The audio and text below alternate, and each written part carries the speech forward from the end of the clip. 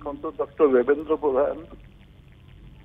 जो आज निधन होती तो निश्चित रूपे आम व्यक्तिगत एक मुरबी एक पितृतुल्य व्यक्तित्व आम जदि आमको आज आज भारत जनता पार्टी नीति आदर्श एवं विचार को आधार करी आमे एते पर्यटन काम करुचु से ही काम प्रेरणार उत्स थे एक व्यक्तित्व एते सरल आमायिक किंतु दलर कार्य जो भली भाव सारा ओडिशा को तन्न तन्न करी बुलिबा एवं साधारण साधारण कार्यकर्ता सहित आचार व्यवहार एवं सांगठनिक कुशलता पाखर आम शिखिलु सत माने प्रकृत पक्षे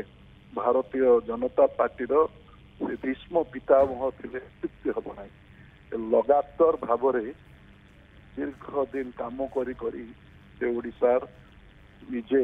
प्रथम केंद्र मंत्री सौभाग्य प्राप्त करते जड़े सफल डाक्तर भाव डाक्तरी जीवन आरंभ कला बेले डाक्तर भाव से सफलतार शीर्ष पहुंची साधारण जनता बिना मूल्य सेवा करने कम पैसा सेवा करने भली कार्य करते जो एक सफल जीवन ये मु कहि जो भली भाव से डाक्तरी पेशा छाड़ी राजनीति में सफलता पाई देश मातृकार भारत मात्र सेवा करने जो दायित्व पाई जो सरफेस ट्रांसपोर्ट एंड शिपिंग मंत्री थे से समय जो भली भाव से ओडिशा से तो बड़े 1600 किलोमीटर जातीय राजपथ थिला ताकू तांकर 2.5 वर्ष कार्यकाल भितर 3200 किलोमीटर करथिले तांकर राजपथर विस्तार करथिले एवं जो वाटरवे कथा रही से कथा मध्य तांकरी समय ही हेतला एवं विशेष करी रसुलगढ़ छकरू 18 नला एवं 18 नला बड़ठू बड़ शंखरू गुंडीचा मंदिर जो पुरी जातीय राजपथ घोषणा करने मो जीवन में एक ऐतिहासिक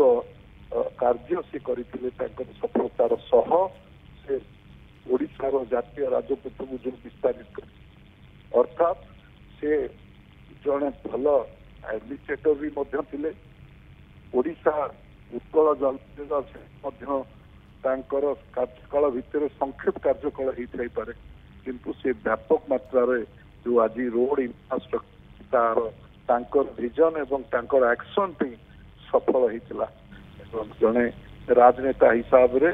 भारतीय जनता पार्टी को जो से मूलदुआ पकई से मूलदुआ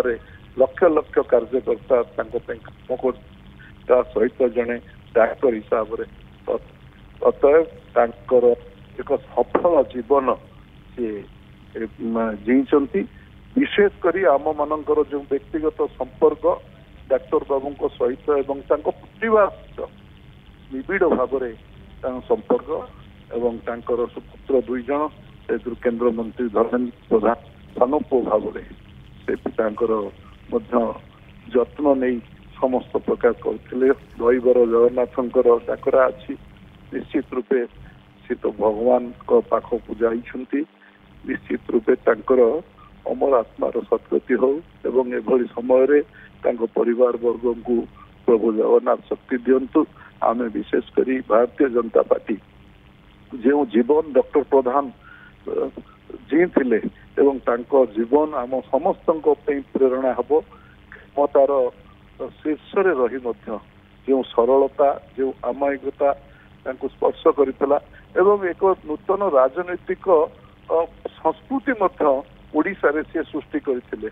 पुत्र जो दिन धर्मेंद्र बाबू जो दिन राजनीतिक क्षेत्र को आसिले से दिन राजनीति निजे